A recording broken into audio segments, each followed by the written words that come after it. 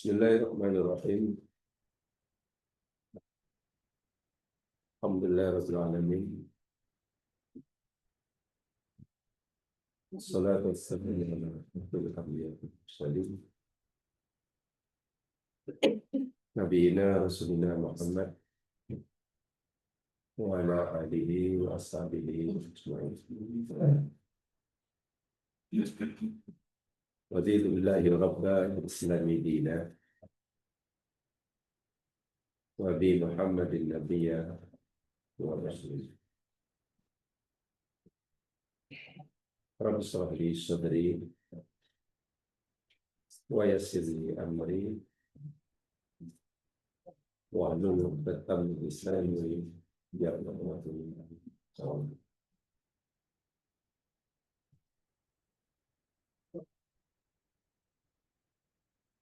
Insyaallah kita akan teruskan di kajian kita tentang Ahlul Kitab.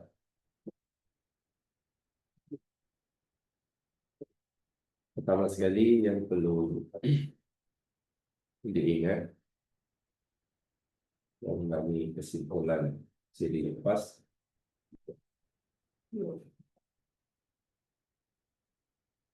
istilah ahli kitab atau kalimat ahli kitab ini diperkenalkan oleh Al-Quran merujuk kepada orang-orang yang telah beragama samawi sebelum Al-Quran diturunkan. Itu yang kena faham sungguh. Artinya sebelum Quran turun, istilah Alkitab ini tak ada, tak wujud. Karena yang memperkenalkan istilah ini adalah Islam, merujuk kepada mereka yang telah beragama samawi sebelum turunnya Quran. Jadi kalau tanya banyak, adakah orang-orang sebelum Nabi Muhammad jadi Nabi ada yang mengenal istilah ahli kitab? Tak ada. Tidak ada. Pada zaman Nabi Musa ada tak gelaran ahli kitab? Tak ada. Pada zaman Nabi Isa Ada. tidak ada. Ada. Ada. Oh, belum paham juga ya. Ahli kitab ini lahir, istilahnya ibarat makhluk baru lahir Masa Islam. semasa Nabi menjadi Nabi. Turunnya Al-Quran baru lahir. Mana sebelum Quran turun, ahli kitab ini wujud atau tidak? Nama ahli kitab maksud saya. Ada, Pak. Tidak. Itu penting paham itu. Habis tadi Alkitab yakni istilah yang merujuk kepada orang-orang yang telah beragama samawi sebelum turunnya Al-Quran. Dan orang-orang yang telah beragama samawi sebelum turunnya Al-Quran itu hanya ada dua. Sama ada mereka beragama Yahudi pengikut Nabi Musa dengan kitabnya Taurat, atau Nasrani pengikut Nabi Isa. Isa dengan kitab Injil. Injil. Samawi. Samawi maknanya langit. Jadi agama yang turun dari langit, yang ada kitab sucinya, itu namanya Samawi. Aku nanti Samawi pun dengar nama kue. Jadi setelahnya. Tapi agama-agama yang tidak ada wahyu dari langit, dari kitab suci, itu nama agama budayanya Hindu. Mana ada kitab suci? Maksudnya kitab suci turun dari Allah lah, yang dibawa oleh Jibril. Udah, mana ada kitab suci? Kalaupun mereka mendakwa kitab suci, itu karangan mereka sendiri. bukan berdasarkan wahyu dari Allah. Jadi tak boleh dipanggil agama samawi. Dalam agama kita dipanggil agama musyrik lah. Habis kalau istilah Alkitab ni belum wujud atau tidak ada sebelum Quran turun, sedangkan ianya merujuk pada orang Yahudi dan Nasrani, lalu bagaimana Nabi Musa dahulu memanggil umatnya? Ya Bani Israel atau ya Qaumi. Nabi Isa panggil umatnya ya Bani Israel, bukan ya ahli kitab. Barulah Quran turun, panggil mereka ya ahli kitab. Paham di situ? Yes. Kalau Al-Quran gunakan ya ahlal kitab, kembali dikatakan, yang Al-Quran diulang sebanyak 31 kali. Kalimat Al-Kitab ni ulang-ulang sebanyak 31 kali. Jamaah boleh cari sendiri. Ia masih bersifat umum. Umum bermaksud ada yang baik, ada yang tak baik. Bila sebut ahli kitab, nama itu masih bersifat umum. Ada di kalangan ahli kitab yang baik, ada di kalangan ahli kitab yang tidak baik. Ahli kitab yang baik, Allah panggil mereka alladzina atainahumul kitab. Paham ya? Kalau jemaah baca Al-Quran, alladzina atainahumul kitab, itu merujuk pada ahli kitab yang baik. Allah puji mereka. Sementara ahli kitab yang tidak baik, yang menyeleweng lah maksudnya, yang sesat, Allah panggil alladzina utul kitab. Ini penting nih, karena ini kajian ilmiah, jadi kena dipahami itu. Ini bukan maklumat, ini ilmu. Kalau maklumat, ya namanya maklumat, maklumatnya. Maklumat dengan ilmu serupa ke sama ya? Maklumat dengan ilmu. Oh, maklumat informasi, maklumat berita.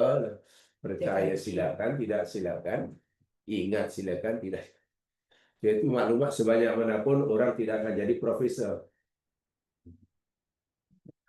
Orang dapat maklumat sebanyak manapun, selama manapun, dia tak akan mendapat gelaran PhD. Sijil pun tak dapat. Tapi ilmu, terus Allah dapat. Baik. Sampai situ faham? Oke ya. Nah, sekarang, kita sampai minggu lepas. Ahli kitab tadi dipanggil oleh Quran untuk memanggil orang dalam Yahudi dan Nasrani pada zaman turunnya Quran itu. Apakah benar-benar Yahudi dan Nasrani pada masa itu yang Quran itu semuanya baik belaka, patuh pada Allah, patuh pada Nabi Musa dan Isa? Agak-agak. Adakah Yahudi Nasrani yang Allah panggil Alkitab itu semuanya orang yang baik, imannya betul, agamanya betul? Agak-agak. Tidak. Walaupun tidak, Allah masih panggil mereka ahli kitab. Itulah yang pentingnya di situ tuh. Letak di Alkitab. Dari mana kita tahu yang mereka ini tadi kadang yang tak baik dipanggil alladzina utul kitab kan? Contoh, akidah mereka sudah sesat. Ya, semasa mereka dipanggil oleh Allah Alkitab, akidah mereka sudah rusak. Akidah mereka sudah syirik. Tapi mereka tetap dipanggil ahli kitab. Dari mana kita tahu akidah mereka syirik? Ayat-ayat telah kita pada minggu lepas. Nasrani kata Allah itu Isa. Isa itu Allah. Nasrani kata Allah punya anak namanya Isa. Yahudi kata Allah punya anak namanya Uzair. Itu mana akidah mereka? Masih tauhid ataupun sudah syirik? Syirik. Artinya akidah mereka sudah rusak. Tapi sungguh pun akidah mereka tidak sudah rusak, mereka tetap dipanggil oleh Allah sebagai. Jadi tidak menafikan, tidak melucutkan gelar itu. Itu akidahnya ada ayat kita pegang lepas. Adakah orang yang Allah panggil Alkitab atau Yahudi dan Nasrani pada zaman Nabi yang Allah panggil Alkitab itu kitab mereka masih murni, kitab mereka masih asli, atau sudah Kita tukar. rusak, sudah campur aduk dengan Campur. sudah rusak. Kitab mereka sudah tidak lagi asli. Dari mana kita tahu? Ayatnya telah kita minggu lepas dalam surah Al-Baqarah. Ya. Jadi mereka menulis dengan tangan mereka sendiri, lalu mereka kata, ini adalah kitab Allah. Yuharrifuna al-kalima an mawadhi'i. Mereka menukar firman-firman Allah. Ayat-ayat yang kita pelajari dalam surah Al-Baqarah beberapa hari menunjukkan bahwa kitab mereka, yakni Yahudi Nasrani, pada zaman Nabi sekalipun sudah rusak. Tapi sungguh pun kitab Taurat mereka yang mereka pegangi, kitab Injil mereka yang mereka percaya sebagai kitab suci sudah rusak, Allah masih panggil mereka Ahlul Kitab. Jadi jangan kita fikir bila Ahlul Kitab pada kitab mereka masih murni, bukan begitu. Sudah rusak. Karena Ahli Kitab tadi saya katakan, panggilan yang Allah perkenalkan buat mereka yang telah memeluk agama samawi sebelum Islam. Tak ada kena-mengena sama ada akidah mereka masih betul, sama ada kitab sudah asli ataupun tidak. Baik. Kemudian yang penting lagi, ketika Allah panggil mereka ya ahli kitab, baik ahli kitab, adakah mereka ini suka Nabi atau musuh Nabi? Musuh. Betul. Betul. Adakah Yahudi Nasrani pada zaman Nabi yang Quran panggil wahai ahli kitab, mereka ini menyukai Rasulullah atau memusuhi? Memusuhi. Quran beritahu kita, bahkan Nabi pernah diracun oleh perempuan Yahudi. Nabi datang ke rumahnya, dijemput makan, Nabi pergi makan hidangannya berupa daging. Nanti kita akan sampai ke makanannya. Dan tujuannya yakni nak membunuh Nabi karena daging yang dihidangkan itu di tubuh. Maknanya benci Nabi, memusuhi Nabi. Sungguh pun mereka memusuhi Nabi, berusaha untuk membunuh Nabi, tapi Allah masih tetap panggil mereka. Nah, sini. Adakah semua ahli kitab pada zaman Nabi ini jahat belaka? Tidak, ada yang baik. Yang baik dipanggil, Quran panggil alladzina atainahumul kitab. Dan itu disinilah Islam itu sangat adil. Yang baik Allah akui, yang tak baik Allah akui. Dan itu ayat telah kita pelajari dalam surah Ali Imran 113, 114 itu hari. Yang boleh rujuk. Ali Imran 113, 114 itu pengakuan Al-Quran. Yang elok, kata elok. Oh, berikan orang baik. Malam hari dia sukalah mengkaji kitab mereka. Sujud kepada Allah. Iman pada Allah. Iman pada hari akhirat. Dan berikan orang yang soleh, kata Allah. Orang yang soleh. Tuh, poin-poin seperti ini sangat penting menjadi asas dasar kita berfikir nanti selepasnya. Tak boleh tidak. Kalau ini tidak paham nanti susah memilih selepasnya. Ini dasar biar kita. Dan banyak lagi lah, itu ayat Qurannya, hadis Nabi sudah jelas sekali lah. Yang Nabi ceritakan dalam hadis Nabi, bagaimana akidah mereka, bagaimana permusuhan mereka kepada Rasulullah Shallallahu Alaihi Wasallam dan lain sebagainya. Baik, itu poin pertama. Sekarang untuk siri yang kedua ini, kalaulah keadaan Yahudi dan Nasrani sama ada akidah mereka, kitab suci mereka, sikap mereka pada Nabi seperti itu, dan Allah masih panggil mereka ahli kitab. Sekarang, adakah Yahudi dan Nasrani? Sekarang nih, Yahudi dan Nasrani, yang kitab mereka asli atau tidak asli? Tak asli. Asli. Akidah mereka masih tauhid atau sudah syirik? Tak syirik. Yahudi Nasrani sekarang kan Yahudi suka Nabi atau benci Nabi? Tak suka. Benci Nabi kan? Ya. Adakah Nasrani Yahudi sekarang ini masih layak dipanggil ahli kitab? Ini poin kedua. Coba. Pertanyaannya. Yahudi sekarang akidahnya rusak. Oke. Kitab sucinya dah rusak. Sikap mereka memusuhi Nabi, musuh Islam. Ya. Nasrani kitab sucinya pun sudah tak betul lagi, bukan Injil yang asli. Adakah keadaan Yahudi Nasrani sekarang yang akidahnya sudah rusak, kitab sucinya sudah tidak asli, sikap mereka pada Nabi pun memusuhi, masih layak dipanggil ahli kitab? Masih layak? Tolong berpikir ilmiah dan adil. Layak.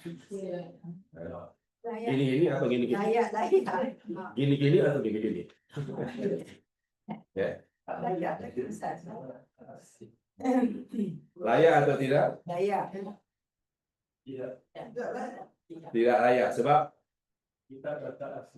zaman dahulu kita asli tidak. Tadi yang pertama tadi itu saya tanya yang pertama yakini. Pada zaman Nabi ketika Allah SWT kitabnya asli tidak? Asli. Sekarang kitabnya Tak asli. tak asli. Akidah mereka dahulu dah rusak. Akidah mereka sekarang rusak. Sikap mereka dahulu pada Nabi memusuhi. Kitab mereka sekarang kalau dahulu dipanggil kitab, kenapa sekarang tidak boleh? Coba berpikir secara ilmiah. Jangan hanya karena ayo benci dia. Ini bukan masalah benci dan tak benci. Lah tadi saya kata itu poin itu kena penting sekali. Masih bingung, masih ragu-ragu memanggil mengap Yahudi dan sekarang sebagai kita. Masih bingung lagi. Bingung pasti karena ada rasa kita tak suka pada Yahudi, pasti begitu. Ya. Pas rasa tak suka, saya rasa berat apa mereka Yahudi. Apa kita pikir pada zaman Nabi Allah suka pada Yahudi? Tak suka, karena mereka sudah Rusak. Adakah kita pikir Allah masih suka Yahudi Nasrani karena iman mereka dah rusak? Tak ada kan? Sungguh pun imannya rusak, kitabnya rusak, memusuhi Nabi, Allah masih panggil mereka dan lainnya. Sekarang iman mereka rusak, kitab mereka Sama je. rusak. Kan sama atau tidak? Sama. Yahudi sekarang dia dulu. Sama. Secipik sama. Sipik. Kalau dahulu Allah panggil Alkitab, kenapa sekarang tak boleh panggil kita? Nah, coba. Nah, ini berfikir yang sangat logik, sangat ilmiah. Sebab biasanya orang menilai ini terlalu subjektif. Saya menyampaikan ini kajian bersikap objektif. Objektif itu mana kalau cili, ya mesti pedas. Akhirnya siapapun yang merasa. Kecuali orang yang tak suka cili pahit, itu subjektif. Ya, subjektif itu mana faktor apa? Subjektiviti terlalu kuat. Biasanya untuk menilai suatu masalah didasari apa? Perasaan. Kalau suka, oke. Kalau tak suka, itu subjektif. Dalam kajian tidak boleh begitu. 2 campur 2 berapa? Pasti 4. Tak kira siapa yang cakap. Hatta yang cakap katalah Benyamin Saitonuhu pun 2 campur 2 pasti 4. Itu.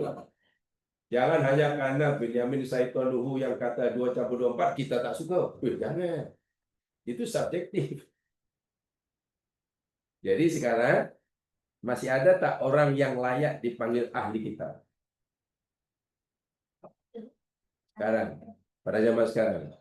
Ada tak orang yang masih layak dipanggil ahli kitab? Ada. Ada lah. Ya. Soal ada lah. Tidak hanya bisa menjawab itu tanya saya. Ada. Silakan. Adakah hari ini masih ada orang yang layak panggil ahli kitab? Ada. Ada tak ada? Ada. Tak layak. Oke, kenapa tak layak? Yang jawab tak layak. Saya jawaban yang ilmiah dan objektif. Kenapa tak? Kitab dia dah. Memang tak kitab. Nah, tengok kan jawabannya kan penumpang dia. Kan alasannya itu juga kan.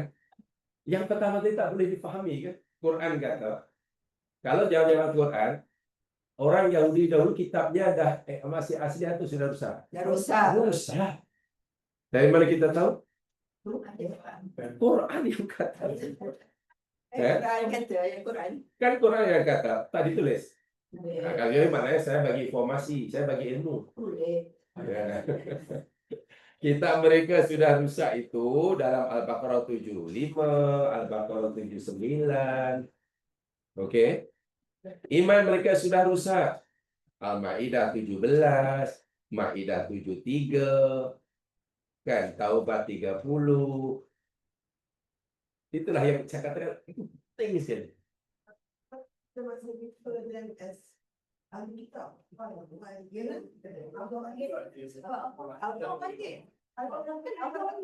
Saya pelik.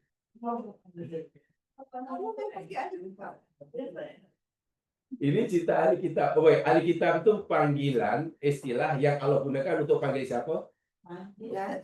Yahudi dan Nasrani. Sekarang ada tidak Yahudi Nasrani? Ada.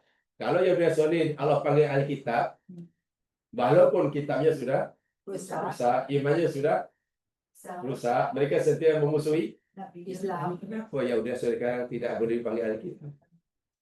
Maksudnya kenapa Yahudi Nasrani tidak layak bergelar ahli kitab? Coba apalah saya kalau tidak layak.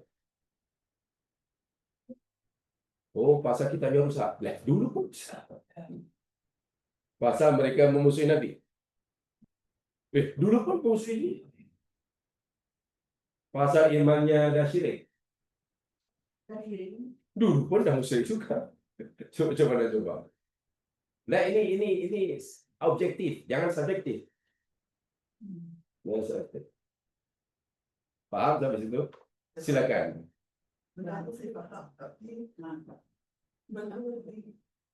saya faham. Benda ini discuss. Ini kan baru mula.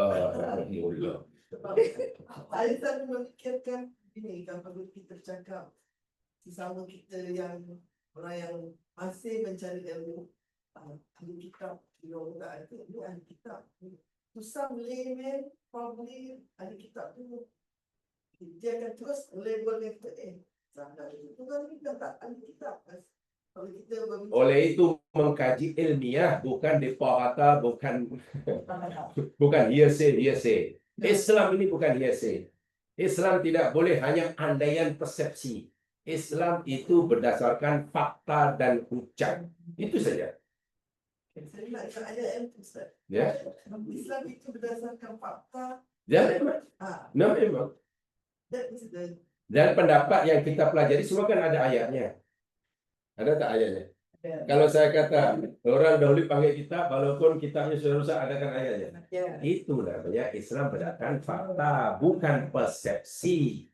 Kalau persepsi biasanya dipengaruhi oleh faktor suka tak suka, sentimen. Dan itu bahaya. Ya, contoh sekarang lah. Dalam dunia politik. Itu bukan kajian objektif, itu persepsi aja. B dengan B berbeza paham politik. Pasti sentiasa melihat pahaman B salah. Ya, karena memang itu namanya subjektif. Sama sekali tidak objektif. Okay. So the gist of thing yang saya dah dapat ni, Islam itu bukan hearsay atau perception, tapi ianya adalah fakta. Okay. Ayat inilah yang apakah saya okay. Now Islam wajib berdasarkan dalil dan fakta. Islam bukan depa kata. Kalau depa kata itu namanya Islam. Kan?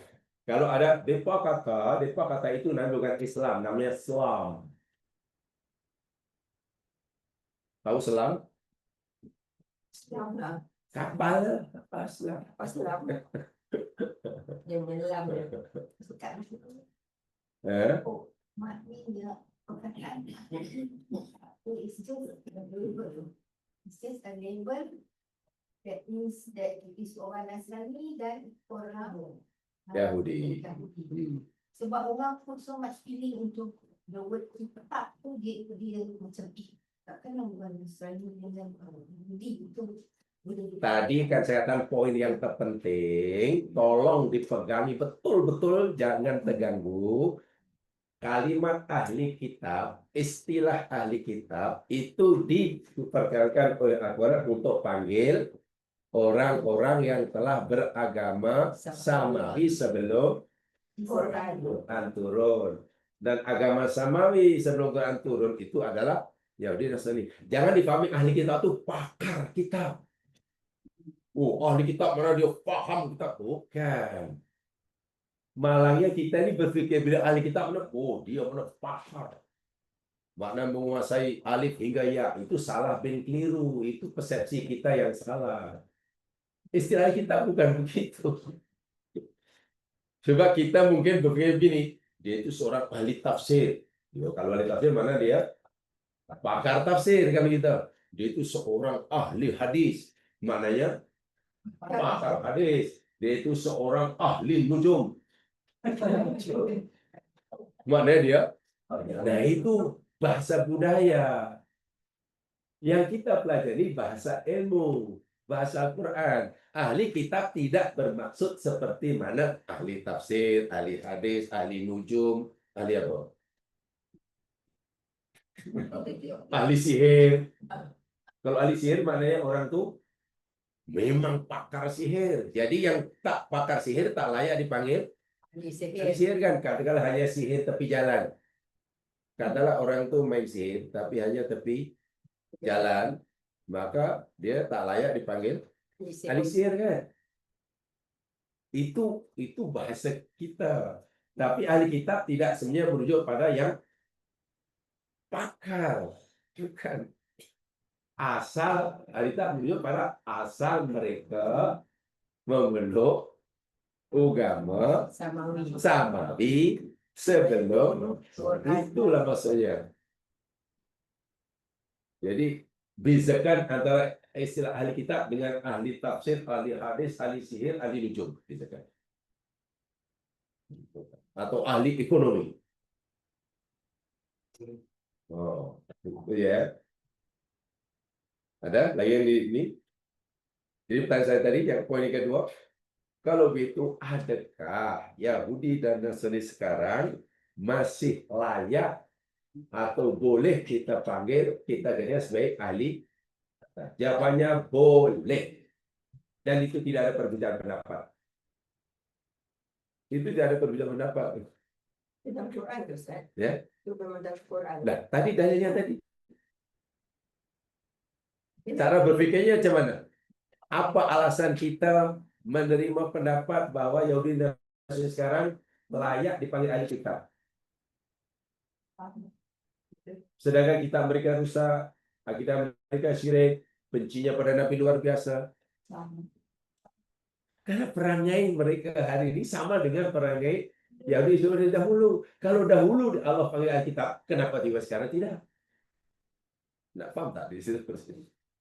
Yang kedua, tolong jangan pahami ahli kitab macam ahli sihir, Ahli nujum bukan. Ahli kitab bukan begitu maksudnya. Ya, ahli itu maknanya orang yang itu tadi beragama Samawi. sama. Oke, di situ paham betul?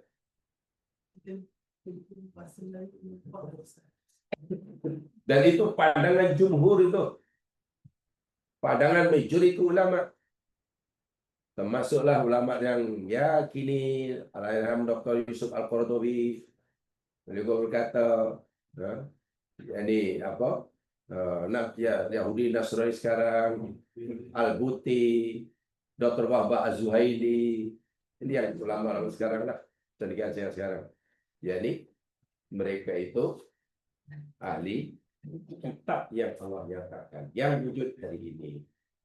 Pertanyaan mungkin begini, jika Yahudi Nasrani sekarang tak layak dipanggil ahli kitab, sedangkan akidah kitab dan perayaan itu sama dengan Yahudi Nasrani dahulu.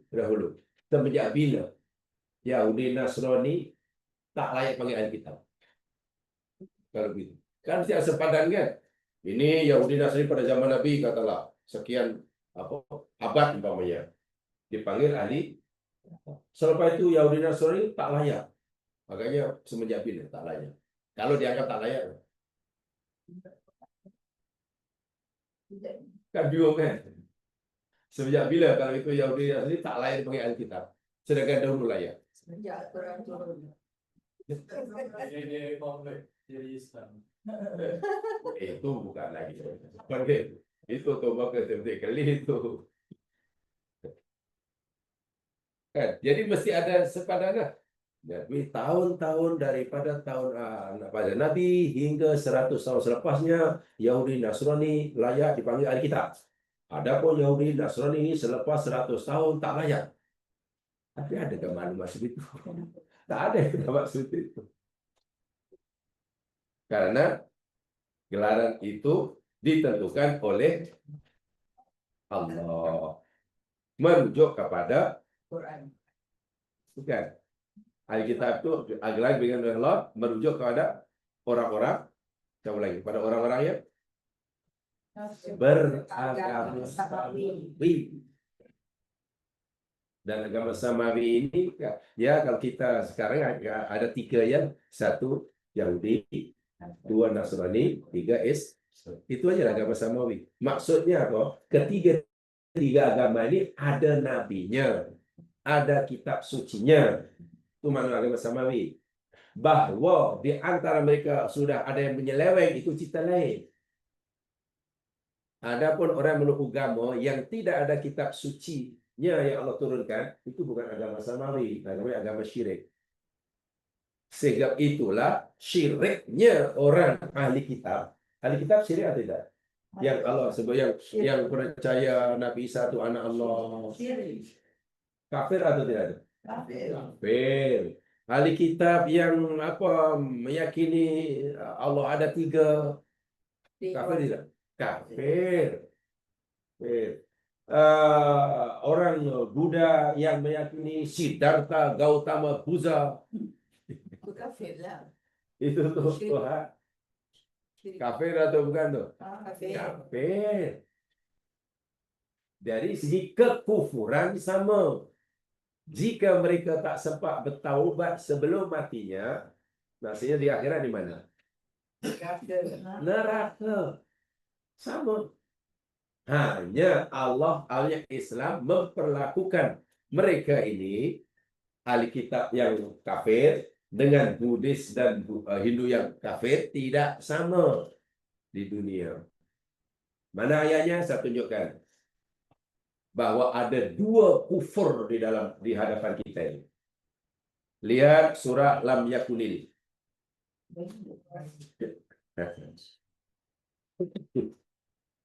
Surah Lam Yakunil. Apa surah Lam Yakunil? Al-Bayyinah. Lam yakunil ladina kafaru min ahlil kitabi wal musyrikin. Surah 98 ini. Belakang. Coba berarti betul sampai paham. Kalau tak paham nanti saya belum tahu. Tanyakan dia paham.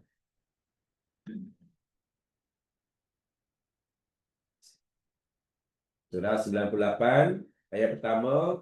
Lam yakunil ladina kafaru min ahlil kitab wal musyrikin munfakina hatta ta'yamul bayan. Apa terjemahnya? Tidak. Lam yakun mana tidak akan, tidak sekali-kali Tidak. adalah orang-orang kafir daripada orang kafir Alkitab orang musyrik, dan daripada orang kafir musyrik munfakin hatta ta'yamul bayan. tidak akan Tidak akan meninggalkan dan tetap berpegang teguh kepada agama mereka sehingga datang pada mereka keterangan. baik. Dalam ayat itu Allah cita alladzina kafaru. Orang-orang yang telah kufur, Orang-orang laku kafir. kafir. Ada dua. Pertama orang kafir apa? Dalam ayat itu ahli kitab. Baca ayat Qurannya. Ahli kitab.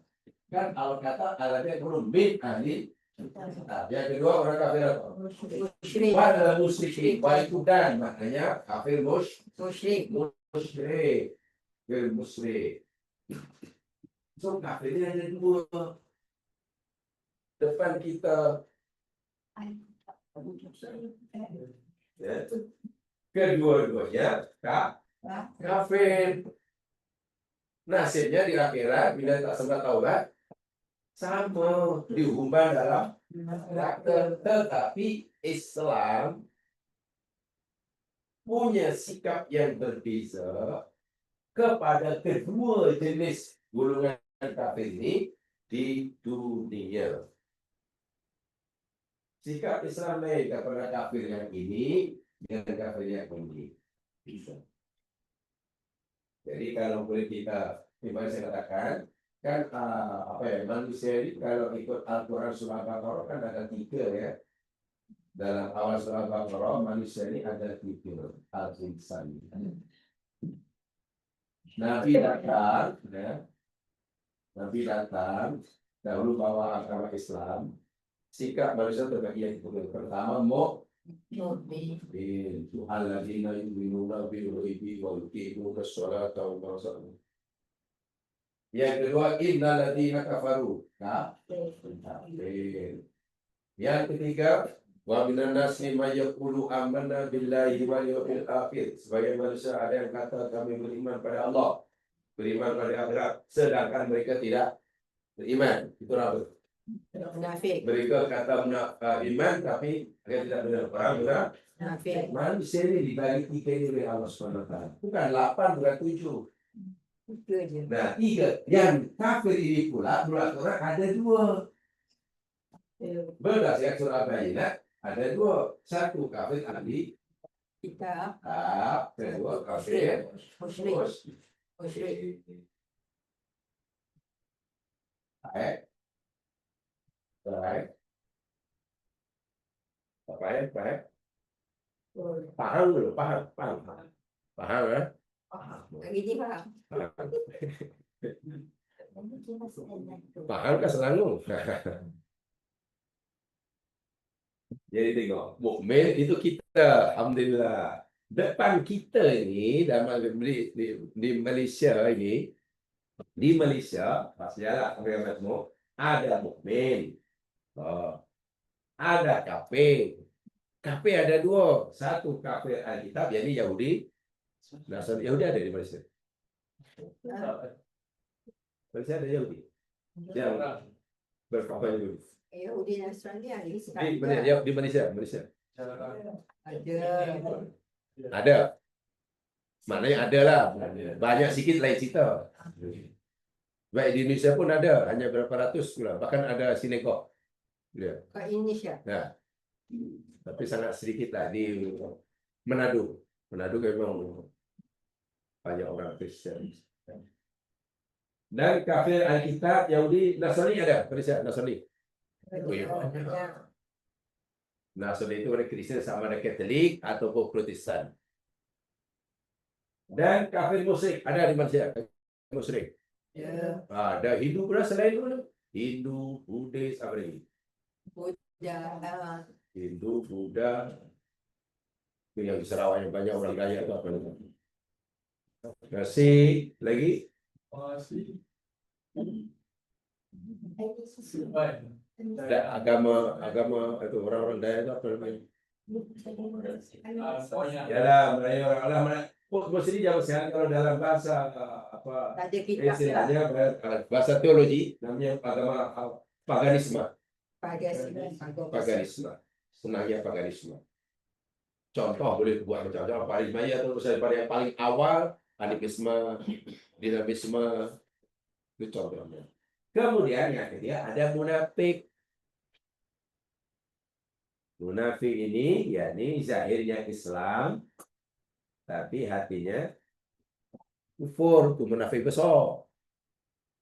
Munafik besar itu dari segi zahir Islam tapi hatinya kafir, itu munafik besar. Ada munafik kecil, dia Islam, apa Islam, kan? Hatinya pun mukmin, tetapi melakukan kerja-kerja nifak yang Nabi kata bila berjanji fikir, bila jadi amanah khianat, bila dia bercakap kan itu munafik kan. Tanda munafik itu munafik kecil. Itu biasanya penyakit itu menjangkiti orang kafir ke orang Alkitab atau musyrik. Yang cakap bohongnya itu sih munafik apa? Menjangkiti orang mukmin. Mukmin tapi ada sifat munafik. Dia saja yang tahu, Ustaz. Ya. Ya tentulah dia saja dan Allah SWT. Kita hanya disuruh oleh agama memberitahu ciri-ciri munafik, itu saja. Kita disuruh oleh agama untuk mengetahui sifat-sifat munafik A, B, C, D. Sifat munafik itu saja. Untuk diri kita, bukan untuk menjudge orang ya. Jangan sampai tahu, oh tanda munafik itu bila cakap bohong, bila berjanji tak dimungkiri, bila dia menang, contohnya dia tak boleh. Kita ini suka sekali menggunakan pengetahuan agama untuk judge orang dan itu bahaya sekali. Garanti, aku yakin dia memang munafik. Lainlah kalau kufur jelas. Kufur kitab jelas orangnya, boleh kata dia itu kafir, musyrik. Jelas. Yang munafik jangan main-main. Baik. Jadi yang kita pelajari yang kafir ahli kitab. Ya, kafirnya ada dua. Satu kafir ahli kitab. Mereka orang kafir Yahudi, Nasrani kafir. Pada zaman Nabi pun kafir. Kafir kenapa? Karena akidahnya sudah rusak. Kitabnya pun mereka Allah pun mereka sudah palsukan. Mereka memusuhi Nabi. Sekarang pun demikian juga. Yang kedua kafir musyrik ini, yakni kafir selain kitab lah, yang beragama paganisme. Kalau dahulu di Makkah tu, semua itu musyrik lah tu, sembah patung, sembah apa lah macam. Ustaz ni lepas Nabi Musa, Nabi Isa wafat. Macam mana? Lepas Nabi Musa dan Isa wafat, diorang ni ahli kitab ni jadi tak betul. Maksudnya Masa Nabi Musa ada, diorang belum jadi macam tu kan? adakah ketika Nabi Musa masih hidup, itu maksudnya, Dia dah kaumnya, pengikutnya itu tukar dia sudah masih murni akidahnya tak kita atau sudah dah sudah menyelip. rusak begitu? Ya, Atau dalam bahasa yang lebih tegas lah, ketika Nabi Musa masih hidup, adakah seluruh kaumnya ini taat padanya? tak. Tidak kan? Tak. Kalau begitu tidak semua kaum Nabi Musa itu orang mukmin. Kan ada yang melawan Nabi Musa. Ya. Wih, banyak. Bahkan ada yang kata Musa, aku tak akan bercampur dengan Tuhan Musa selagi kami tak lihat Allah sendiri. Itu pun Ya. Itu kaum Nabi Bani Israil pada zaman Nabi Musa. Jelas sekali ada yang patuh pada Nabi Musa, ada yang tak patuh. Macam zaman Nabi Muhammad dia. Dia tak patuh tapi dia boleh tukarkan dia punya cara-cara ibadah dia kan. Yang tak patuh tentulah dikit. Contoh umat Nabi Muhammad pada zaman Nabi berdakwah, ada yang meluk agama Islam, ada yang melawan kan. Yang melawan adakah sebab Allah? Tidak. Ya kufur lah namanya. Berbeza, ini mungkin yang kita tidak tahu, ramai tak tahu. Berbeza dengan Bani Israel pada zaman Nabi Isa. Iya. Bani Israel pada zaman Nabi Musa hidup, ada yang mukmin, ada yang kafir. Itu jelas sekali itu. Quran banyak ayatnya. Yang kafir contohnya itulah yang minta Musa, ya aku tak akan pecah dan kau selagi aku tak lihat Allah sendiri. Lalu Allah sama mereka itulah, kan? Yang minta apa namanya tanya Nabi Musa nak tahu siapa pembunuh orang yang mati ini. Lalu Allah perintah Nabi Musa agar umatnya sembelih seekor lembu. Disuruh sembelih ekor lembu, macam-macam pertanyaannya. Kan gitu Quran cerita surah Baqarah. Nah, itu bukan orang mukmin tuh. Itu orang Kafir, kafir, maknanya umat Musa yang derhaka. berbeza dengan Bani Israel pada zaman Nabi Isa masih hidup. Semua umat Nabi Isa, semua umat Nabi Isa, semasa Nabi Isa masih hidup bersama mereka, semuanya mukmin. Tidak ada yang musyrik. Yahudi. Ya, Yahudi. tidak umat Nabi Isa. Nabi Isa. Bani Israel, tidak umat Nabi Musa namanya Bani Israel juga. Kaum itu namanya Bani Israel. Umat Nabi Isa pun kaumnya namanya Bani Israel. Nabinya ada Nabi Musa, Nabi Zakaria, Nabi Harun, Nabi Ibrahim, apa namanya Nabi ya? Itu semua Ishak. Israel. Itu semua Bani Israel. bangsanya Bani Israel. Macam bangsa Melayu mah, pedang dia ganti-ganti. Macam Melayu, pedang menterinya ganti-ganti, tapi tetap tuh bangsanya bangsa Melayu. Walaupun pedang menterinya setiap tahun ganti. Pecah rekor Malaysia ini. Hanya pada zaman Nabi Musa, kaum Nabi Musa yakni yang apa bangsa Bani Isa itu ada yang mukmin ikut Nabi Musa, ada yang kufur. Berbeza dengan Bani Israel pada zaman Nabi Isa masih hidup. Masih hidup maksudnya masih hidup bersama mereka. Kan Nabi Isa dikejar-kejar oleh Yahudi. Betul kan? Untuk dibunuh kan Nabi Isa. Kemudian Allah selamatkan kan? Allah selamatkan, diangkat ke langit dalam Al-Quran. Nah, lalu mereka tangkap orang yang Allah serupakan dengan Nabi Isa. Mereka yakin itu Isa. Wahai itu orang yang Allah serupakan Nabi Isa. Maknanya Nabi Isa tidak apa namanya?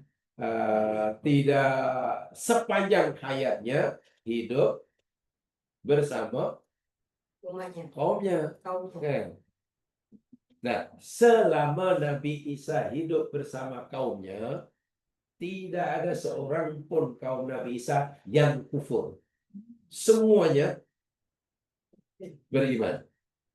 Baru ada yang menyeleweng, seperti mana meyakini Isa sebagai anak Allah lah, Ibu Isa itu anak Tuhan lah, Tuhan ada 3 lah, kitab sucinya ditukar. Itu selepas Nabi Isa tidak lagi bersama mereka. Dalam bahasa mudah, selepas Nabi Isa diwafatkan oleh Allah. Tapi kalau bahasa Al-Quran, selepas Nabi Isa diangkat oleh Allah ke langit. Itu pun kata pakar sejarah, yakni berlaku lebih kurang 300 tahun selepas Nabi Isa tidak bersama mereka.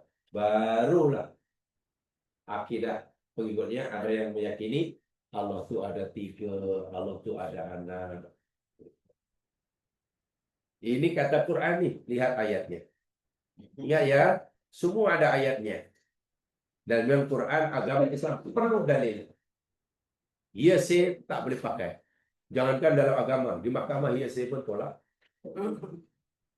Kalau di parlimen malah dibawa ke ahli dan kuasa kebebasan. Lihat surah Al-Maidah.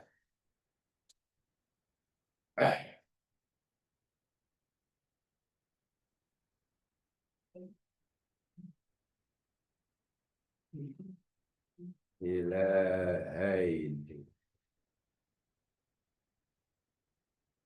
Di dalam surah Al-Maidah bermula ayat 116.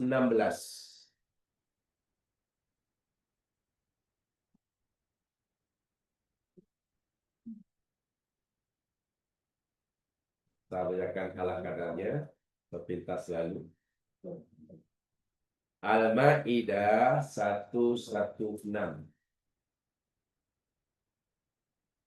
Ini kena faham betul ya, Pak. Kalau tidak sebenarnya dasar berfikir sebelum nanti yang Jamal tanyakan tadi tentang sembelian lah, tentang itu nanti lah. Itu menu yang ke-8. Pasal ini kan majlis ala Cina.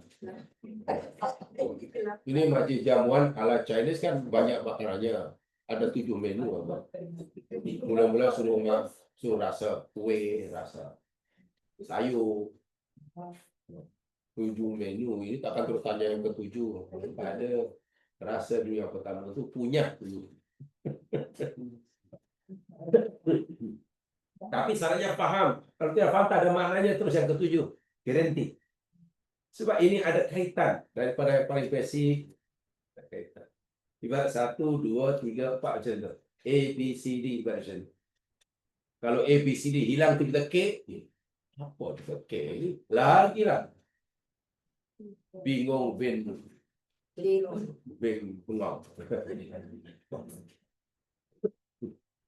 Tengok. Saya kata tadi, kaum Bani Israel, jadi umat Nabi Isa, semasa Isa masih hidup bersama mereka, tidak ada seorang pun yang kufur. Maknanya semuanya mukmin.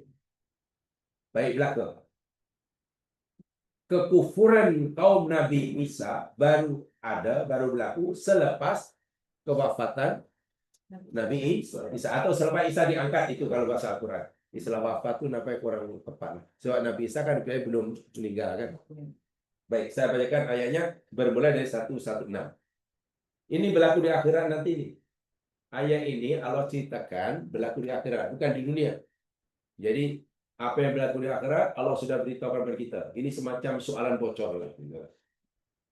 Jadi banyak dalam Islam ini dalam sekarang banyak soalan bocor. Soalan akhirat dibocorkan oleh Allah. Sehingga adalah dulu budak jahat. Saya nak tanya Ustaz. Al-Quran ini seringkali membocorkan soalan-soalan di akhirat. Apa yang Allah akan tanyakan, itu Quran yang lakukan. Allah yang.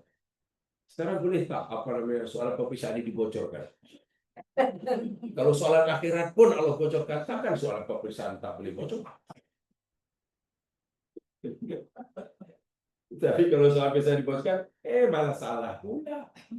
Wah, Quran bocorkan, ini soalan paling penting. Kan ada kan kisah akhirat kan Allah ceritakan semuanya kan. Perjalanan orang, perjalanan amalnya, apa ditanyakan. Soal kubur pun sudah diberitahu oleh Allah. Itu hebatnya Islam. Mudah sebenarnya. Dalam bahasa mudahnya, ibarat orang nak ambil peperiksaan. 1 tahun sebelum peperiksaan, semua soalan dah dibocorkan. Kalau pelajar tak lulus juga, itu apa namanya? 1 tahun dah bocor dan cikgu ajar dah satu. Masuk peperiksaan gagal. Itu pelajar apa? Pandai ataupun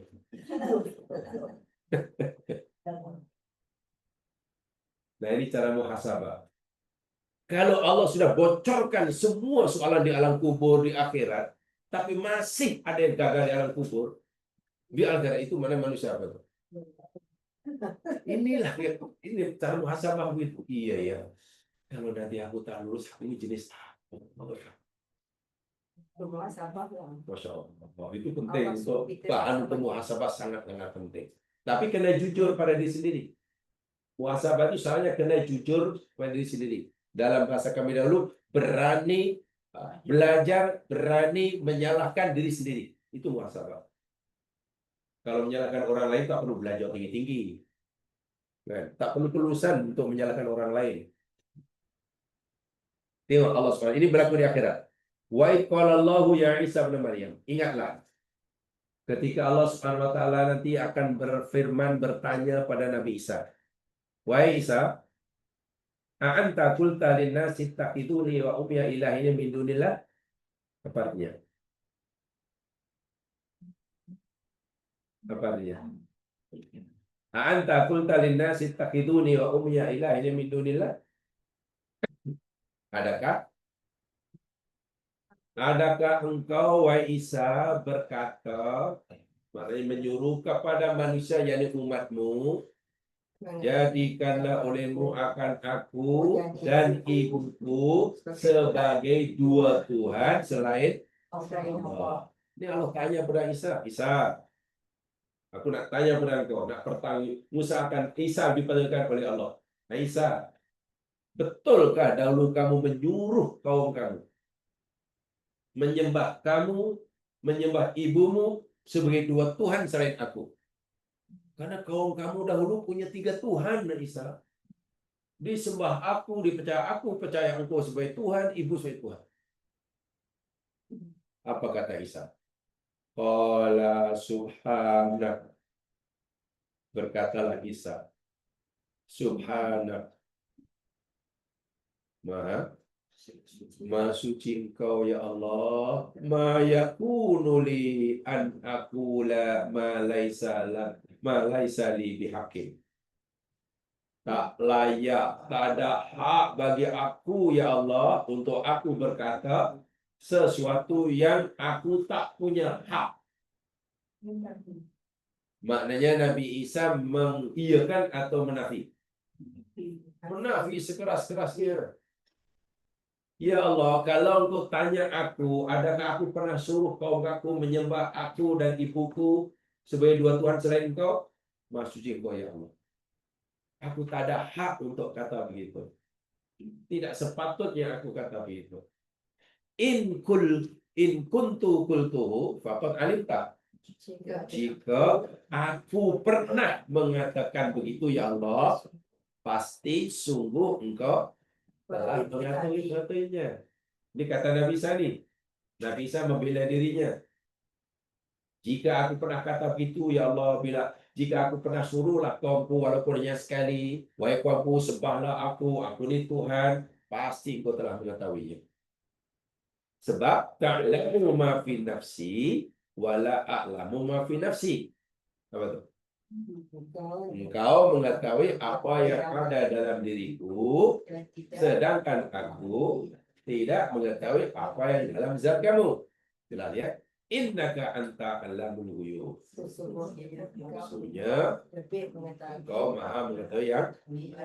Jadi Allah cerita Nabi Isa, bahasa Nabi Isa, ramai daripada kaum kamu ini menyembah kamu sebagai Tuhan, menganggap kami sebagai Tuhan, meyakini ibumu sebagai Tuhan selain aku. Mereka kaum kamu ini ramai yang mempercayai ada 3 Tuhan. Aku, engkau, dan ibu engkau. Ini pasal kau suruh mereka. Berat tak pertanyaan Allah kepada Nabi Isa? Berat sekali. Lalu Isa menafikannya. Tak mungkin ya Allah aku kata begitu. Tak mungkin. Ini penafinya. Kemudian tengok ayat selepasnya. Ma qultu lahum illa ma amartani bi. Tidaklah aku berkata kepada mereka kecuali apa yang engkau perintahkan aku mengatakannya. Apa yang aku sampaikan pada kaumku ya Allah, yakni apa yang engkau suruh sampaikanlah. Yang engkau suruh aku sampaikan pada kaumku, yakni ani budullaha rabbi wa rabbakum. Apa itu? Sembahlah olehmu, wahai kaumku, akan Tuhan. Allah. Allah itu Tuhanku dan Tuhan. Itu ya Allah yang aku sampaikan, aku ajak mereka hanya menyembah Engkau saja. Dan Engkau adalah Tuhanku dan Tuhan mereka semuanya. Nah, ini kata Nabi Isa. Ini penting yang dikatakan tadi. Wa kuntu alaihim syahidan. Ada lain ini. Ini yang saya sampaikan tadi. Dan adalah aku alaihim atas mereka. Mereka siapa nih?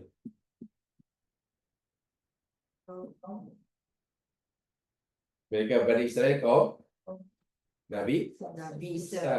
Dan adalah aku ya Allah atas mereka syahidan. Apa syahidan? Menyaksi, namanya Saksi. Aku berani bersaksi ya Allah. Memberi kesaksian bagimu atas mereka. Madumtu fihim. Selagi mana aku bersama. Jelas tak? Ya Allah, selama aku hidup bersama mereka, aku berani memberikan kesaksian bahwasanya semua mereka hanya menyembah Allah. Engkau saja. Tidak menyembah aku, tidak menyembahku. Itu yang saya katakan tadi. Semasa Nabi Isa masih hidup bersama mereka, semua umatnya mukmin sejati. Faham? Lalu bila berlaku penyelewengan, berlaku timbul Trinity ini? Timbul Trinity, ini dia. Kunta falamma tawafaitani, ini dia. Tengok. Pahami betul tu ayat ini. Maka tatkala engkau telah mewafatkan aku. Maknanya ketika engkau mengangkat aku ke langit dan aku tidak lagi bersama mereka, kunta antar raqib alaihim. Adalah engkau lah yang mengawasi mereka. Aku dah tak tahu. Aku tak tahu apa yang berlaku pada umatku selepas aku tidak lagi bersama mereka. Sama ada mereka masih menyembah engkau sahaja atau mereka menganggap aku Tuhan, aku tak tahu. Karena aku sudah tidak lagi bersama mereka. Maknanya berlaku syirik dilakukan oleh kaum Nabi Isa selepas Nabi Isa. Wa anta ala kulli syai'in syahid. Dan engkau maha Tiap-tiap sesuatu. menyaksi atas. Sebenarnya Allah ni dah tahu Nabi Isa tak pernah kata begitu. Allah dah tahu dah. Memang bukan salah Nabi Isa. Nabi Isa tak salah sama sekali. Walaupun sekarang umat Nasrani mendakwa umat Nabi Isa itu menyembah Nabi Isa langsung tidak bertanggung jawab sikit pun. Ini pembelaan Nabi Isa. Tapi kenapa Allah tanya seakan Allah tak tahu? Allah tanya bukan tak tahu. Ini sebenarnya Allah nak beri peluang pada Nabi Isa untuk membela dirinya, membebas dirinya di hadapan umatnya kelak di akhirat. Jadi pop-pop depannya yang puluhan pop itu nanti mendengar. Ya. Paus Yohanes Paulus, Pope John Paul, semua dengar umat Nasrani di depan Nabi Isa kita Isa. Akhirnya mereka terkejut ataupun betul. Ketika Nabi Isa kata, aku tak kata apa, aku tak suruh mereka sembah. Masa aku hidup, aku pastikan semua sembah Engkau ya Allah. Tapi setelah aku mati, aku tak tahu apa yang berlaku. Saya ingat Pop lagi terkejut. Lah, iya ke? Mati-matian aku percaya Engkau ni Tuhan, wahai Isa. Rupanya. Tapi sudah berlaku di akhirat ni. Yalah, tapi dia pun dapat daripada yang sebelum dia kan, Ustaz. Yang mana-mana pop-pop sekarang tu, kan dia dapat daripada ketua-ketua tu. Ya, yang ini zaman sekarang dipercaya oleh pakar sejarah, timbulnya pahaman menyeleweng kaum Nabi Isa, Trinity lah bahasa sekarang ya. Trinity atau apalah istilahnya. Walaupun mereka itu berbeza pendapat tentang Trinity itu apa. Yahudi Nasrani berbeza pendapat tentang Trinity. Ya. Itu baru muncul, baru berlaku selepas lebih kurang 300 tahun selepas Nabi Isa bukan pada masa Nabi Isa hidup. Bukan setahun zaman Isa, jadi sangat lama. Dan baru mereka buat gereja dan macam-macam dan seterusnya. Sehingga selepas itu, abad-abad berikutnya, mereka tidak lagi percaya kepada ajaran Nabi Isa. yang disampaikan oleh murid-muridnya yang patuh, umat Nasrani lebih percaya apa kata gereja, bukan apa kata Injil. Sebab Injil sudah dirusak kan. Merusakkan. Jadi apa kata Pope di gereja itu yang agama dia, bukan kata Injil. Jadi itu jangan heran, sebenarnya ada dalilnya kalau Al-Quran. Bila Al-Irham, Ahmad Didat, Zakir Naik mencabar orang Kristian, tolong tunjukkan pada aku dalam kitab Injil manapun yang secara lengkap menyatakan, Yesus menyatakan, aku adalah Tuhan, sembahlah aku. Tolong tunjukkan padaku kalau ada. Kalau ada, hari ini aku akan memeluk agama Kristen. Kan begitu cabaran Ahmad Didat dan Zakir Naik. Karena memang tidak ada dalam Injil Isa kata gitu. Yang kata Isa itu Tuhan bukan Isa, tapi pop. Yang cakap gereja, bukan Injil. Nasrani sekarang lebih percaya pada gereja, bukan percaya pada Injil Nabi Isa. Itu bahayanya. Nah, nampaknya ini, kata kawan saya, seorang cendekiawan, penyakit ini melanda umat Islam. Umat Islam pun kadang ada sebagiannya orang awam cenderung lebih mempercayai apa kata minbar daripada apa kata Quran dan hadis. Betul. Encam lagi banyak. Ya. Tahu maksud minbar itu mana minbar le? Apa? Orang yang bercakap di surau kadang lebih dipercaya daripada kata Quran. Tahu satu kata, dan ini bahaya sekali. Sehingga nanti agama orang Islam bukan agama Quran dan hadis, jadi agama apa kata surau apa. Itu bahaya. Sebab kadang yang disampaikan oleh surau tidak menepati dengan apa yang disampaikan oleh Quran. saya kadang ngeri mendengarnya masalah. Ada yang baru pilih yang Allah macam itu. Kalau tidak ditangani bahaya aja masalah orang agama yang tak tahulah. Karena kuasa kita ini tak cukup kuat atau tidak, sehingga orang yang mungkin sudah dianggap punya agama yang luas oleh masyarakat, sehingga macam terlepas. Sedangkan kata lain Selangor, mungkin mengajarkan fiqh Maliki pun ditangkap. Kan di Selangor mungkin kalau mengajarkan fiqh yang selain Syafi'i pun kan tak ini kan. Wah betul juga. Kan Maliki pun betul, Hambali pun betul kan. Tapi ada ya Allah, dia kata, tuan-tuan dan puan-puan, yakin dan percayalah, ulama kata berderma kepada pilihan raya lebih afdal daripada berderma untuk buat masjid. Bayangkan. Derma pusat.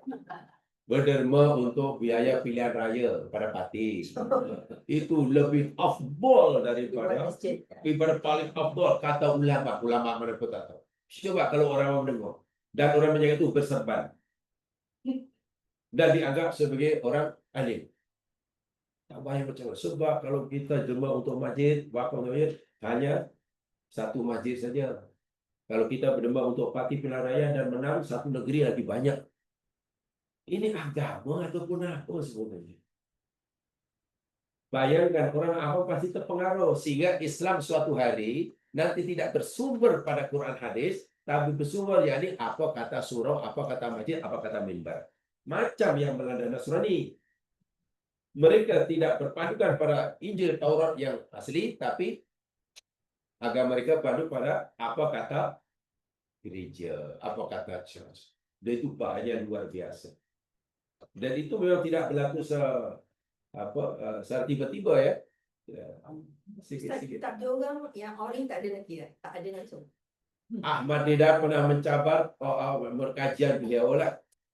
Dia kata, saya berani bertemu dengan pernyataan saya dan saya bersedia untuk berdebat dengan siapapun. Bahkan pernah mencabar Paus Yohanes Paulus masa itu, bahwa kitab Injil yang kamu panggil sekarang ini hanya 5% saja yang masih asli daripada Nabi Isa. Hanya 5%.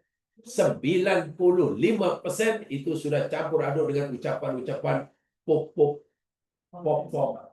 paus-paus. Ustaz, macam mana Madita tu tahu? Ya. Macam mana dia tahu? Kajian dia. Kajian. Itu kajian dia. Lagi satu Ustaz, masa dulu, masa Nabi Musa, macam mana dia orang punya cara ibadah dia orang? Agama Allah Subhanahu Wa Taala ni satu aja, agama yang sama satu aja yang risalah dibawa oleh semua nabi. Boleh pada zaman Nabi Adam, zaman Nabi Muhammad, termasuk nabi yang Allah tak beritahu siapa namanya. Satu saja agama yang sama di Asia. Dia ni tentang tauhid. Tauhid semua nabi mengajarkan sama. Tauhid itu maknanya meyakini keesaan Allah kan. Itu sama. Tak akan berubah. Adapun syariat berbeza-beza. Syariat itu yakni hukum maka pelaksanaan ibadah itulah. Macam mana mengabdikan diri pada Allah. Pada zaman Ibrahim tak sama dengan zaman Nabi Musa. Tak sama dengan Nabi kita. Tak sama dengan Nabi Adam. Dan syariat yang paling sempurna pada zaman Nabi. Jadi kalau kita tanya, adakah dahulu Bani Israel sholat duhur? Ya tidak lah. Orang Islam pun baru sholat duhur, subuh, duhur, asar, maghrib selepas Nabi Isra Mi'raj. Oh, apakah dahulu umat Nabi satu puasa Ramadan? Ya tidak. Sedangkan puasa Ramadan pun dipatukan oleh Allah SWT pada umat Islam di Makkah setelah Nabi setelah berapa tahun jadi Nabi. Adakah mereka pernah pergi haji? Haji mana lah? Haji baru dijalankan pada umat Islam pun ketika di hujung dakwah Nabi. Ini syariat boleh Tukar-tukar. Allah tukar sesuai dengan keadaan pada masa itu. Pada zaman Nabi Yakub contohnya. Nabi Yakub memadukan adik-beradik, kakaknya dikawin, adiknya dikawin. Boleh Nabi Yakub, tak ada masalah. Sekarang kan tidak boleh. Jadi pertanyaan syariat itu sebenarnya tidak perlu timbul kalau kita kaitkan dengan Nabi dahulu. Jadi kata, adakah dahulu puasa? Ya itu jelas jawabannya tidak ada. Adakah dahulu haji? Tidak ada. Kalau ada pun mungkin haji dam. Kalau waktu ada pun kot dah ada main dam namanya haji dam. Tengok ya, Nabi Isa maknanya betul-betul menafikan dirinya terlibat, membebaskan dirinya tidak betul sikit pun tentang syirik yang dilakukan oleh umatnya. Trinity yang dipegangi oleh kaumnya, karena itu berlaku selepas Nabi Isa Diangkat. dan Isa, aku tak tahu bahasa budaya Allah, aku tak tahu. Aku tak tahu ya langsung. Sebab semasa aku masih hidup ya Allah, aku berani memberi kesaksian semua kaumku hanya menyembah Engkau. Lalu Nabi Isa serahkan nasib kaumnya yang musyrik ini kepada Allah. Ayat 118. Ini sikap Nabi Isa. Ya Allah, sekarang ginilah. Engkau tahu bahwa mereka sudah menyekutukan Engkau. Mereka sudah tidak menganggap Engkau Esa. Mereka sudah menganggap Tuhan itu ada 3. Sekarang nasib mereka aku serahkan pada Engkau. Ya Allah, intu adibhum. Ini kesimpulan Nabi Isa. Jika Engkau hendak menyiksa mereka, ya Allah, mereka bisa umatku yang Trinity itulah, yang dah menyeleweng, yang kitabnya sudah rusak itulah, yang tidak sudah rusak itulah, fa innahum ibadu. Ya mereka itu hamba-hamba Engkau juga. Maksudnya apa? Ya Allah, kalau Kau nak siksa mereka karena mereka tidak musyrik, menukar kitab, ya mereka ni hamba-hamba juga. Mana tak ada siapa yang protes. Coba siapa yang protes jika Allah menyiksa hambanya yang musyrik? Siapa yang tak puas hati? Kalau ya Allah, kenapa Allah kata, ini hamba aku yang cipta, aku bagi makan. Yang awak nyibuk pasal aku. Kalau bahasa Melayu, yang awak nak jaga kain tepi orang itu pasal aku. Apa hak awak? Tengok Nabi Isa kata. Tepulan Allah. Jika sisa mereka itu hamba Allah dan mereka layak dan patut disiksa. Tapi wa in taghfir lahum, Dan jika engkau mengampunkan mereka, ya Allah, fa'inaka antal azizul hakim. Sesungguhnya engkau maha perkasa lagi maha.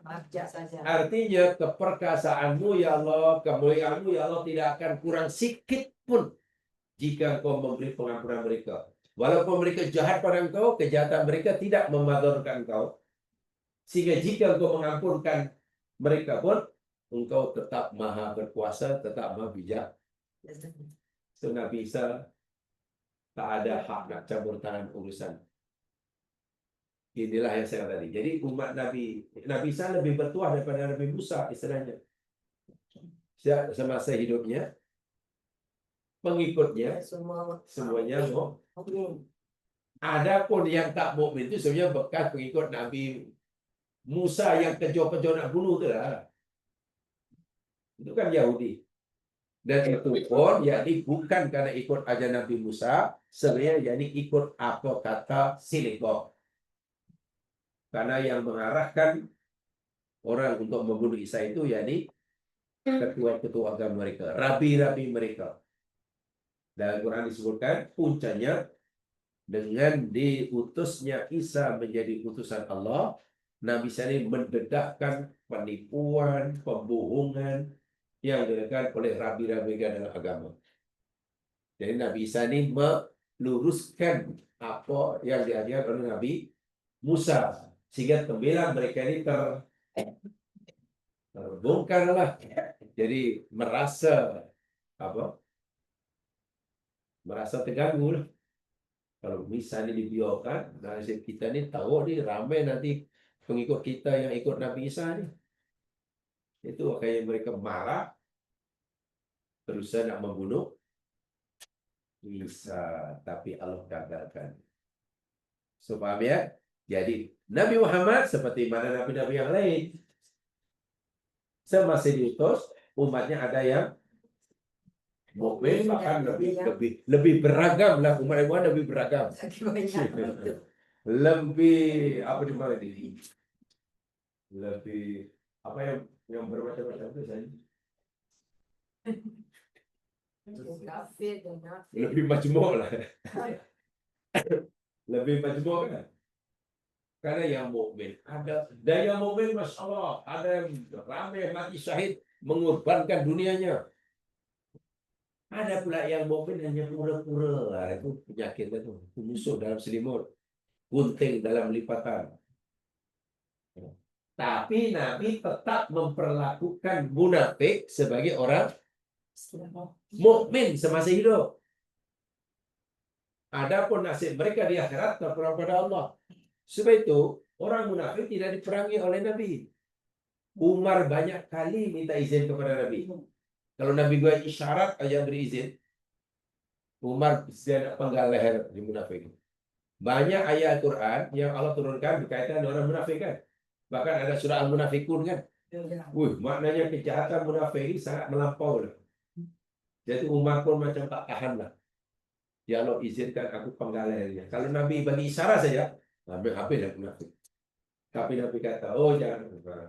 Aku tidak mau nanti umatku akan tuduh nabinya membunuh umatnya. Karena Allah tidak izinkan, selagi Allah tak suruh, tetap baik. Bagi salam di Jawa, sembelihnya halal. Kalau bahkan boleh jadi menantu kalau dia mau, boleh berpisah. Ini munafik. Dilakukan sebagai orang mukmin. Sementara si kafir, yang ada dua itu, nasibnya di akhirat, ahli kitab dan musyrik itu sama, neraka. Kekal dalam neraka. Tapi di dunia, Islam memperlakukan ahli kitab, kafir ahli kitab, berbeza dengan Islam memperlakukan kafir musyrik. In what way, Ustaz? Ya. Islam melakukan je beza dengan ahli kitab. Nanti akan sampai buat tadi kata katakan makanan. Katakan kita buat makanan. Bab pernikahan. Nanti akan sampai itu. Bagaimana bisanya? Dan itu Quran bukan dia sih. Oleh itu saya pesankan, tolong pastikan dicatat kalau nak melihat susah. dicatat ayat-ayat yang begitu. Kalau kita cerita akidah orang Nasrani dahulu sudah hancur, ayatnya ini. Paling tidak tahu ayatnya. Nomor berapa jadi begitu. Kita mereka sudah rusak, itulah maksudnya. Karena itu dasar berpikir ilmiah bersifat objektif. Jadi kajian kita bersifat objektif, bukan bersifat subjektif.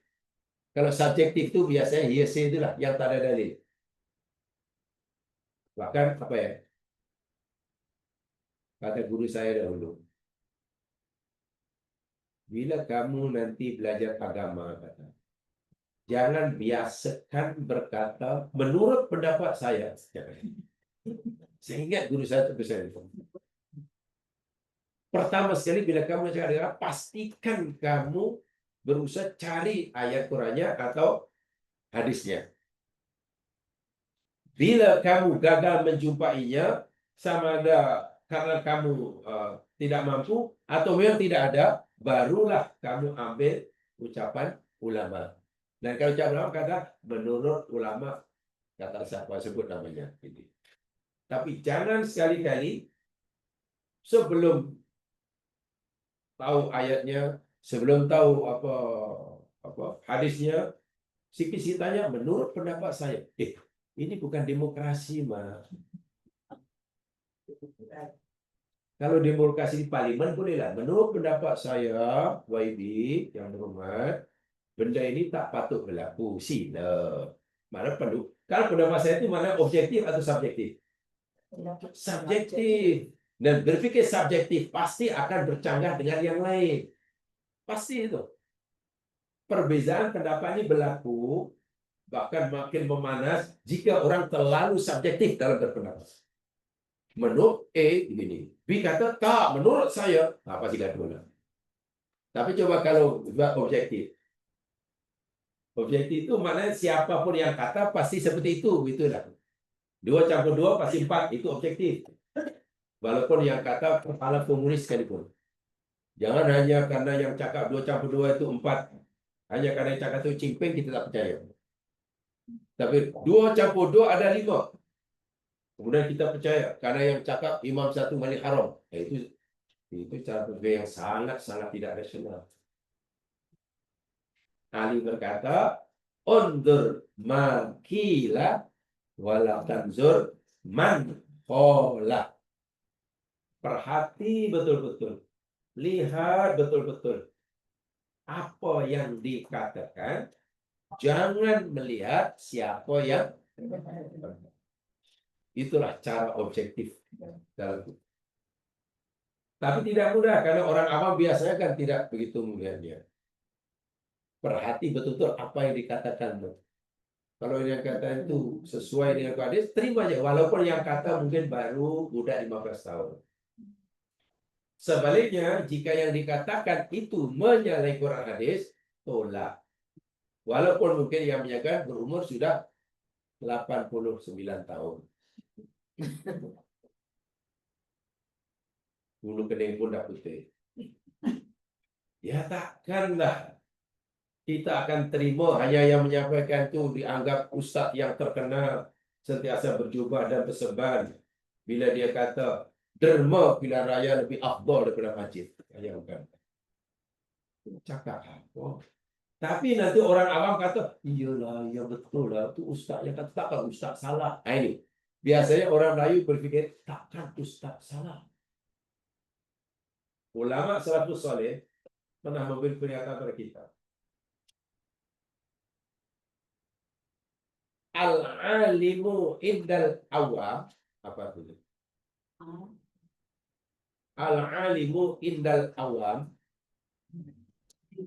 orang yang dikatakan alim menurut orang awam tu awam lah.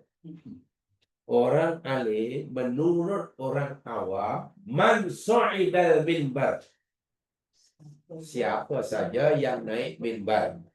Naik minbar maknanya bukan yang khutbah ya, maknanya yang bercakap agama, yang duduk di itu pasti dianggap alim oleh orang awam. So dia alim, so dia berani cakap di situ. Jadi tanda aras untuk menilai orang itu alim atau tidak yakni bila orang dah selalu berucap agama itu aneh. Wah, tidak begitu. Kalau itu jadi ukurannya, bahaya ya Mas. Apalagi di negeri kita ini, mula-mula dulu saya terkejut. Saya ingat mula-mula saya masuk Malaysia, tapi waktu itu hanya tengok family ketika masih menuntut tahun akhir 70-an, 79 kalau saya.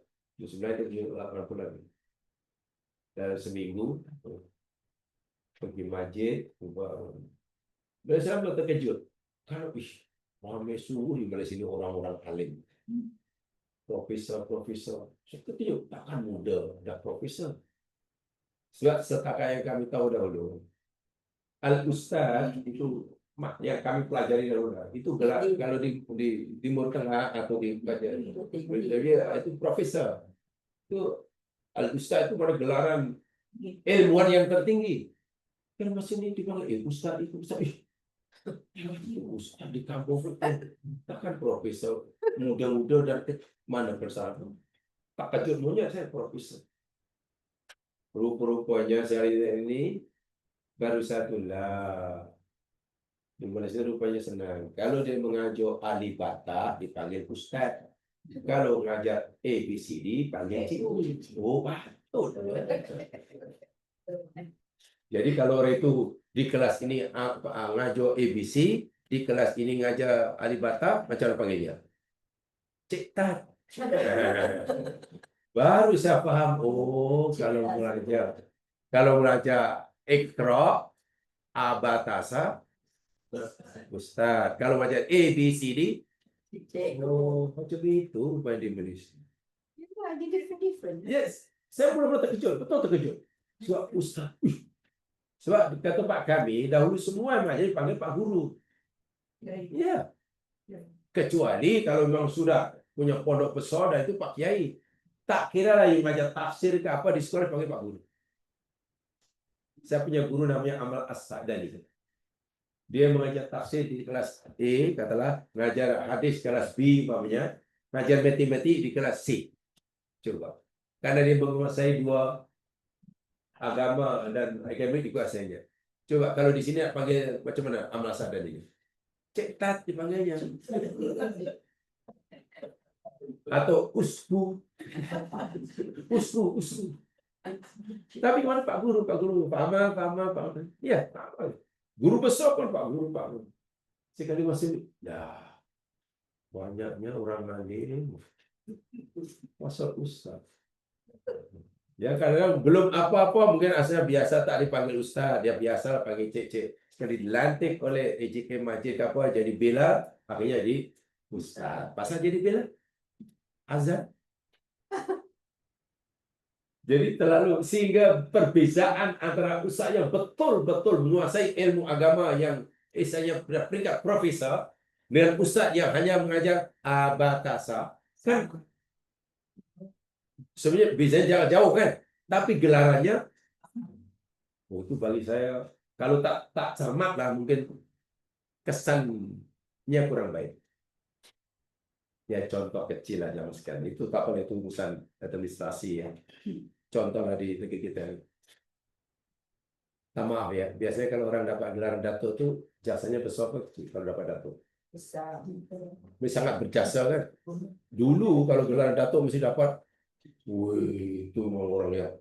Sekarang ya Allah, penyanyi datuk, pelawak datuk. Jadi macam mana? Maknanya apa kriteria untuk dapat? Bayangkan. Datuk pun ada dia punya pangkat-pangkat, Ustaz. Iya itulah. Ya Datuk Negeri dengan Datuk Federal lain kan. Sehingga betul lah tuanku yang sekarang menyindir itu luar biasa. Kalau aku balik batu, tak kenalah kepala Tan Sri. Kalau batu itu melenting, tak kena Datuk Sri. Kalau batu masih melanting, terkena Datuk Sri. Tengok banyaknya Datuk, kata tuanku yang inilah. Bagi sangat, memang betul itu realiti itu. Sehingga macam tak ada macam mana ya. Pelawak Datuk. Untuk buat lain. Tahu lah. Kalau nak penyukong, Ya mungkin itu mulut fahaman saya dulu macam tu lah tentang ustaz tu. Nah sekarang biasalah. Oh rupanya kalau ahli Batak, ustaz ABC. Cikgu. Kalau mengajar hadis, ustaz. Kalau mengajar matematik. Cikgu. Tapi kalau dia itu pandai mengajar hadis dan mengajar matematik, panggil Cipta. Dia kan ada gelaran baru lah, Cipta. Bahkan tempat kami dahulu masih menuntut lah. Wih beratnya. Kadang-kadang orang itu sendiri rasa berat bila dipanggil Pak Kiai. Iya. Karena ada standar sendiri. Ada level sendiri. Bila seseorang itu layak digelar Kiai. Pertama mesti punya pondok sendiri. Pondok agama, dan pondok itu bukan subsidi orang buatkan, tapi wakaf dia. Tanah dia diwakafkan dengan harta dia, bahkan setengah Pak Kiai itu pelajar-pelajar yang belajar agama ini free, yaitu kos penyelenggaranya jadi hasil sawah dia. Biasanya Pak Kiai ini orang kaya. Uang kaya, jadi hasil masuk sawah itu untuk operasi. Di samping dia menguasai banyak kitab-kitab turos sebagai. Dan turos itu kitab-kitab orang mereka kata kitab kuning itu mereka dikuasai. Tapi kalau barulah ini sini Pak Kiai, kita tak mau dipanggil Kiai. Pasal terlalu berat. Gelar itu terlalu terlalu berat untuk disandang oleh seseorang yang merasa belum layak. Saya nggak tahu sekarang macam mana, mungkin sudah agak longgar sedikit walau alam. Tapi jaranglah. Kalau orang utama pasti panggil Kiai, ya, itu pasti yang punya pondok. Kalau tak ada sekolah sendiri dan sekolah itu wakaf dia tuh, bukan kerajaan bagi jadi pengetua, tak ada. Kebanyakan kiai-kiai yang besar tu memang orang kaya, ya, buat sekolah sendiri, ada hasil masuk dari sawahnya, bahkan ramai pelajar yang tak bayar, ya, yang penting mau belajar agama lah. Jadi kos untuk operasinya jadi hasil kebun atau sawahnya lah. Dengan syarat pelajar-pelajar itu yang dipanggil santri itu nanti mesti bersedia bekerja, berkhidmat. Katalah kalau suruh pergi Sabah cuti untuk bekerja itu, sebab itu untuk biar mereka sendiri. Ya, itu kena mau itu saja. Tapi sekarang tak tahulah, ada mungkin pondok moden ke apa, tak tahulah. Itu istilah Melayu, tak apalah. Itu hanya istilah. Oke, jika itu sudah paham. Sebelum nanti kita akan tadi sampaikan ya, apa perbezaan sikap yang diberikan oleh Islam terhadap kafir ahli kitab dengan kafir musyrik. Dari si kekufurannya sama, ya. Kita jangan bicara kekufurannya ya. Kalau dari si kufur sama, memang mereka bukan orang mukmin. Jika hingga mati tak sebab taubat, kedua-dua jenis kufur ini kekal dalam neraka. Betul, itu tak dinafi. Tapi selagi mereka masih hidup di tengah-tengah di bersama orang Muslim, orang mukmin punya sikap yang berbeza. Islam menyuruh pada umat hendaklah beza sikapnya memperlakukan kafir Alkitab dan memperlakukan kafir musyrik. Itu nanti yang kita akan pelajari. Darinya ada. Jadi saya sama ikut jumhur ya. Walaupun setiap pendapat itu pasti ada yang pendapat yang yang menyalahi. Tapi kan ada punya majority dengan minority. Katalah 100 orang pendapat begini, 3 orang beza, itu akan kita pilih yang 3. Dan kemudian kita kaji kekuatan alasannya. Yang berbeda seperti apa alasan darinya? Ini. Yang berbapak berbeza apa dayanya? Ini. Lalu di mana letak kekuatan dalil tadi? Itulah yang saya maksudkan objektif. Kajian objektif karena tahu dalilnya. Kalau kita berpendapat boleh, mana dalilnya? Kalau kita kata tak boleh, mana dalilnya? Kemudian kita kaji kekuatan dalil masing-masing yang digunakan itu. Itu nama kajian. Sehingga kesimpulan yang kita dapat nanti akhirnya kesimpulan yang bersifat syumul. Apa? Syumul itu syumul, komprehensif dan holistik. Ya, istilah saya.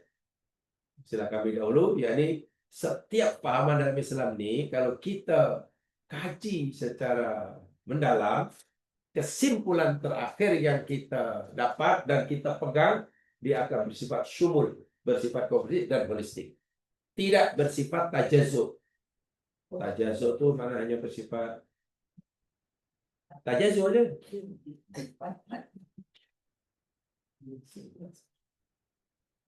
Analogi yang mudah kalau banyak jamaah main puzzle main puzzle kan.